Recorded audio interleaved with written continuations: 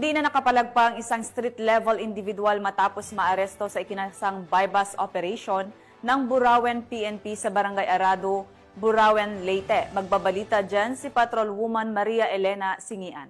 Aresto ng mga awtoridad ang isang street-level individual sa ikinasang bypass operation sa Barangay Arado, Burauen, Leyte. Bandang alas 2:35 ng hapon ng ikasang operasyon ng mga tauhan ng Burauen Municipal Police Station Station Drug Enforcement Unit sa koordinasyon sa Philippine Drug Enforcement Agency 8. Narecover sa suspek ang 8 pakete ng hinihinalang shabu na may tinatayang timbang na 4.31 gramo na nagkakahalaga ng 29,308 pesos, isang genuine 500 peso bill na ginamit bilang bypass money at isang pirasong 5 peso coin. Mahaharap ang suspek sa kasong paglabag sa Section 5 at 11 Article 2 ng RA 9165 o Comprehensive Dangerous Drugs Act of 2002. Bunga ng pinaigting na kampanya laban sa legal na droga, matagumpay na isagawa ng Burauen PNP katuwang ang iba pang ahensya ng pamahalaan ang operasyong naglalayong tiyakin ang kaayusan at kapayapaan sa nasasakupan. Dahil sa bagong Pilipinas, ang gusto ng pulis, ligtas ka. Mula dito sa Eastern Visayas, ako ang inyong PNN correspondent, Patrolwoman Maria Elena Singian.